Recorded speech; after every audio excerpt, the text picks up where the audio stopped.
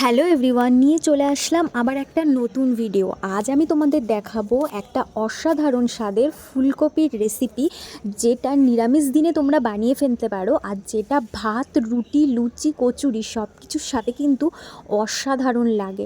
একদম নিরামিষ পদ্ধতিতে শেয়ার করছি এই রান্নাটা। যে কোনো নিরামিষ দিনে এই রান্নাটা কিন্তু তোমরা বানিয়ে নিতে পারো। তো সবার প্রথমে আমি কড়াইয়ে ফুলকপিগুলো একটু নুন আর হলুদ দিয়ে একটু ডিপ ফ্রাই করে নিচ্ছি।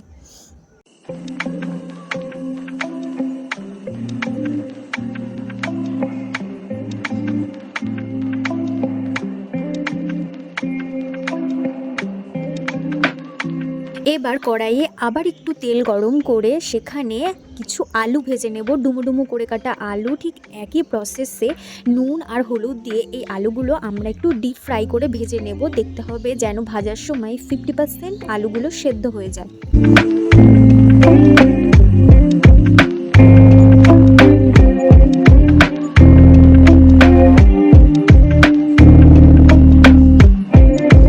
ফুলকপি ভাজা হয়ে গেলে সেগুলো তুলে যেটুকু তেল আছে সেই তেলেই একটা দারচিনি, একটা ছোটো এলাচ আর একটা তেজপাতা ফোড়ন দিয়ে তাতে একটা শুকনো লঙ্কা ফোড়ন দিয়ে দিতে হবে। তারপর ফোড়নটা একটু ভালো করে নাড়াচাড়া করে তাতে একটুখানি কাশ্মীরি লঙ্কা গুঁড়ো দিয়ে নিতে হবে, এতে কালারটা খুব সুন্দর আসে। আর তার সাথে দিয়ে দিতে হবে চিনি। আর খেয়াল রাখতে হবে এই সময় যেন গ্যাসের ফ্লেমটা একদম লোতে থাকে।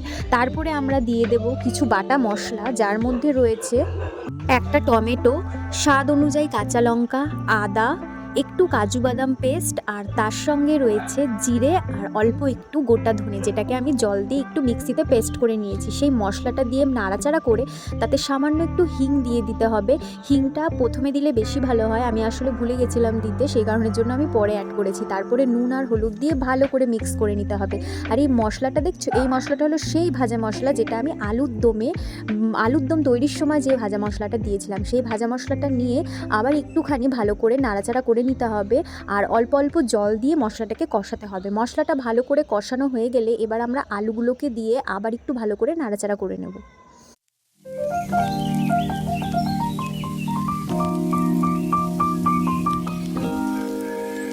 এরপর আমরা ভাজা ফুলকপিগুলো দিয়ে আবার এটাকে খুব ভালো করে কষতে থাকবো।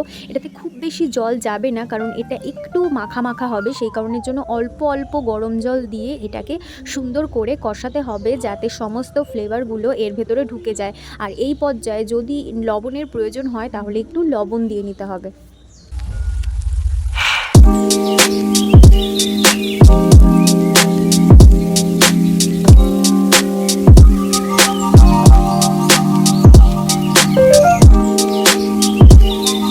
আলু আর ফুলকপিটা ভালো করে কষানো হয়ে গেলে এতে দিয়ে দিতে হবে জল। যেইটুকু গ্রেভি রাখতে চাও তোমরা সেইটুকু অনুযায়ী জল দেবে, আর জলটা দেওয়ার পর আবার একটুখানি লবণটা চেক করে নেবে, যদি প্রয়োজন হয় একটু লবণ দিয়ে ভালো করে নাড়াচাড়া করে একটু ঢাকা দিয়ে রাখবে।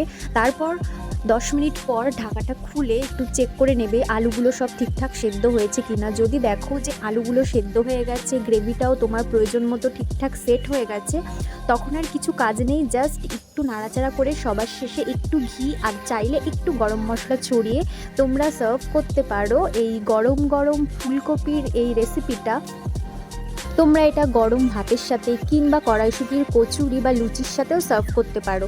আমি এটা সার্ভ করেছিলাম কড়াইশুঁটির কচুরির সাথে, আর এই কড়াইশুঁটির কচুরির রেসিপিটাও খুব শিগগিরই তোমাদের চ্যানেলে আমি আপলোড করে দেব। তো ভালো থেকে সকলে, টাটা।